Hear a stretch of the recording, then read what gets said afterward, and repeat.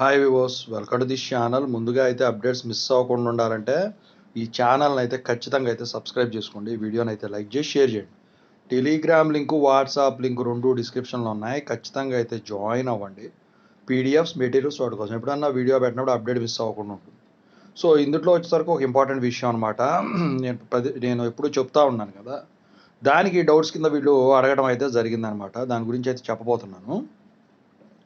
Clarity. ముందుగా అయితే Instagram link కావాలంటే డిస్క్రిప్షన్లో ఉంది. దాంట్లోకి వెళ్ళి డౌట్స్ పెట్టండి. ప్రతిరోజు తెలుగు ఇంజనీరింగ్ ఎడ్యుకేషన్లో డౌట్స్ వీడియో పెడుతున్నా. 2 ఛానల్ లింక్స్ డిస్క్రిప్షన్లో ఉన్నాయి. ఒకటి అప్డేట్స్ సంబంధించింది, ఇంకోటి రియల్ టైం ప్రాజెక్ట్ సంబంధించింది. ఖచ్చితంగా అయితే సబ్స్క్రైబ్ చేసుకోండి, రెండు మీకు ఉపయోగపడతాయి. రియల్ టైం ప్రాజెక్ట్ సంబంధించిన channel software courses, work support. ఇక టాపిక్లో వెళితే why JNTH 2-1 BTech paper valuation tough for that subject. నేను ఎప్పుడు చెప్తా ఉన్నా, మీకు 2-1 బీటెక్లో ఖచ్చితంగా అయితే కోర్ సబ్జెక్ట్ ఒకటి ఖచ్చితంగా అయితే టఫ్గా జరుగుతుంది అని చెప్పేసి, దానికి ఎందుకు సార్ అని చెప్పేసి చాలామంది అడుగుతూ ఉన్నారు. అయితే ఈసారి మరి ఎలా జరిగిందంటే అది నేను చెప్తాను. ముందుగా అయితే ఏంటంటే మీకు 2-1కి వచ్చేసరికి ఏంటంటే ఈ రెగ్యులర్ వాళ్ళు ఫస్ట్ ఇయర్ నుంచి వస్తారు. ఇక 2-1కి వీళ్ళకి యాడ్ అయ్యే వాళ్ళు లేటరల్ ఎంట్రీ వాళ్ళు, అది అందరికీ తెలిసిన విషయం. అయితే లేటరల్ ఎంట్రీ వాళ్ళు వచ్చేసరికి ఏంటంటే డిప్లొమా బ్యాక్గ్రౌండ్ నుంచి వస్తారు. ఇక రెగ్యులర్ వాళ్ళు వచ్చేసరికి ఏంటంటే ఫస్ట్ ఇయర్లో పెద్దగా అంత పెద్ద సబ్జెక్ట్స్ అది ఏముండే, ఎక్కడో బీట్రివిల్ తప్ప, ఇప్పుడు అవి కూడా ఎక్కువ ఇదవట 1-2లో తప్ప. ఇక అంతా కూడా సైన్స్ సబ్జెక్టులు, మ్యాథమెటిక్స్ సబ్జెక్టులు, ఇంటర్లో ఏదైతే చదివారో అదే సబ్జెక్టులు చదువుతున్నారు. అయితే ఇక్కడ మీరు గమనించాల్సి ఒకటి ఏంటంటే, ఇక్కడ ఫస్ట్ ఇయర్ 1-1 కానీ 1-2 కానీ స్పూన్ ఫీడింగ్ ఉంటుందన్నమాట స్టూడెంట్స్కి. ఏంటంటే ఇప్పుడు స్పూన్ ఫీడింగ్ అనేది నిదానంగా వాళ్ళకి చెప్తా ఉంటారు. అడ్మిషన్స్ లేట్గా అవుతుంటాయి. వచ్చిన వాళ్ళకి వచ్చినట్టు బ్యాకప్ క్లాసెస్ ఈవినింగ్ పూట 4 to 5 ఇలా పెడతా ఉంటారు. ఇలా చెప్పి చేస్తూ ఉంటారు. అది కాకుండా ఇంటర్ నుంచి వచ్చిన బ్యాక్గ్రౌండ్ కాబట్టి ఇంటర్లో ఉన్న సబ్జెక్ట్సే ఎక్కువ శాతం ఇందులో ఉంటాయి కాబట్టి, సైన్స్ సబ్జెక్ట్స్, మ్యాథ్స్ దానికి కొంచెం అడిషనల్గా ఉంటుంది సిలబస్ కాబట్టి, ఇప్పుడు క్లాసులు పక్కాగా విని రాసేవాళ్ళు అయితే రాయగలుగుతారు. అయితే ఇంజనీరింగ్ కరెక్షను ఇలా ఉంటుందని తెలియని వాళ్ళు ఇంటర్లో రాసినట్టు రాసి వస్తే ఫెయిల్ అవుతారు. ఇది ఫస్ట్ ఇయర్ వరకు. మరి 2-1 బీటెక్ వచ్చేసరికి ఏమవుతుంది? 2-1 బీటెక్ వచ్చేసరికి ఫస్ట్ ఇయర్లో వచ్చేసరికి 1-1, 1-2లో మిమ్మల్ని జైల్లో పెట్టినట్టు ఉంటుంది అనమాట. ఇక 2-1కి వచ్చేసరికి ఎట్లా ఉంటుందంటే, మన సీనియర్ అయిపోయాం, గేట్లు మొత్తం ఓపెన్ చేసినట్టే.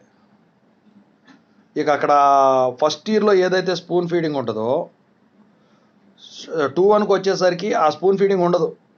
అసలు సిలబస్లు కూడా అవుతాయని నమ్మకంలో ఎక్కడో బ్రాండెడ్ కాలేజీలు ఇలాంటి వాటివి రూల్స్ ప్రకారం ఫాలో అయ్యే కాలేజీలు తప్ప, శాలరీస్ కరెక్ట్గా ఇచ్చే కాలేజీ తప్ప. ఇప్పుడు అన్నీ ఇస్తున్నారు అనుకోండి తెలంగాణలో, అది వేరే విషయం.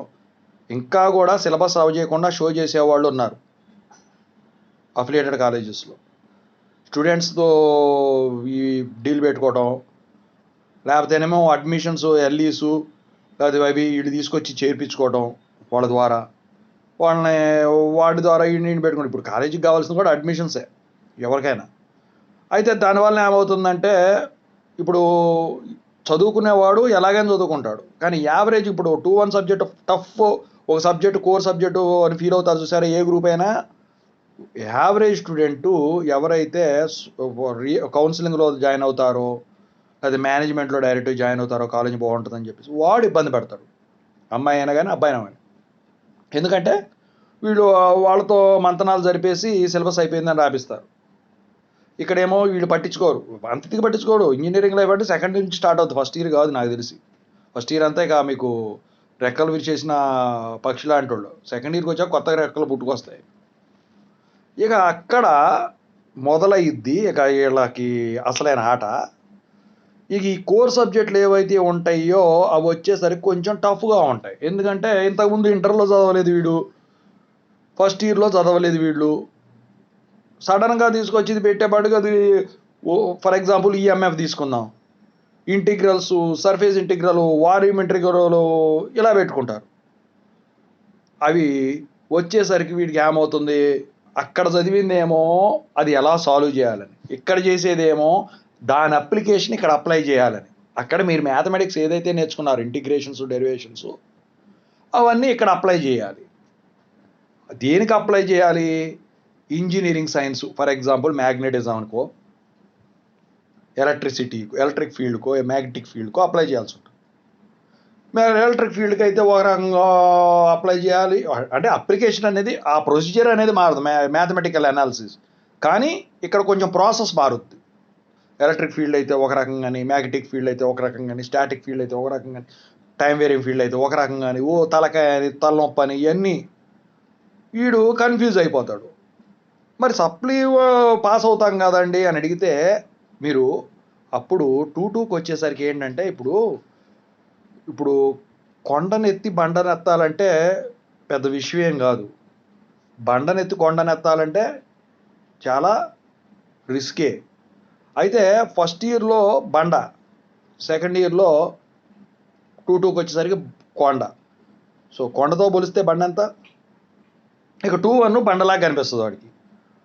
సో ఆ సబ్జెక్ట్ ఏదైతే ఉన్నది, ఎందుకంటే దానికి మించిన సబ్జెక్టులు వస్తాయి 2-2కి వచ్చేసరికి. అయితే అది ఇక ఒక వేలో పడిపోతాడు కాబట్టి వీళ్ళ ఫీడింగ్ ఉంటుంది కదా, ఈ ఇంజనీరింగ్ కోర్ డిపార్ట్మెంట్ వాళ్ళ ఫీడింగ్.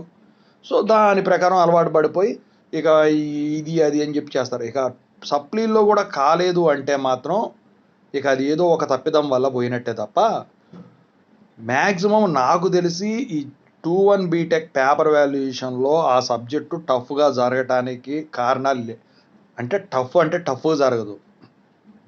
ఏంటంటే వీటిలాగే జరుగుద్ది. కాకపోతే వీడు అక్కడ బేసిక్ సబ్జెక్ట్ రాసినట్టు ఫస్ట్ ఇయర్లో రాసినట్టు రాసేపాటికి ఏమవుతుంది, ఇలా ఇక్కడ ఇది ఇంప్లిమెంట్ అవుతుంది. ఇంటర్ నుంచి ఇంజనీరింగ్కి వచ్చేసరికి ఏమో ఇంటర్ పేపర్ వాల్యుయేషన్ ఒక రకంగా ఉంటుంది, engineering first year paper valuation ఇంకోలా ఉంటుంది, 2-1కి వచ్చేసరికి ఇంకా ఇదిగా ఉంటుంది.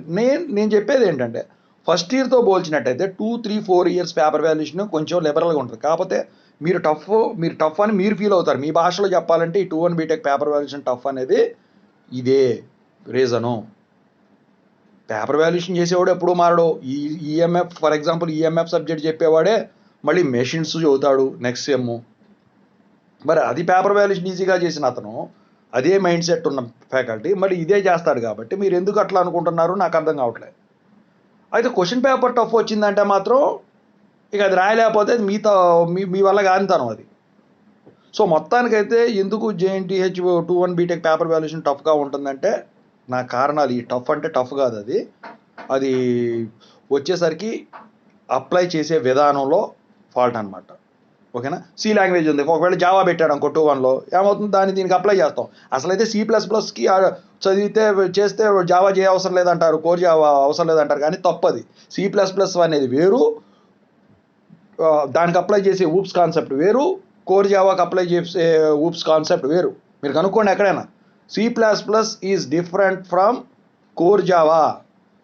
The OOPS concept you apply for that one will be different from this. అక్కడ అడ్రస్ స్టోరేజ్, ఇక్కడ అడ్రస్ స్టోరేజ్లో ఒక డిఫరెన్స్ చూడండి, తెలుస్తుంది మీకు. ఓకేనా? అదండి ఓవరాల్గా. Thank you so much.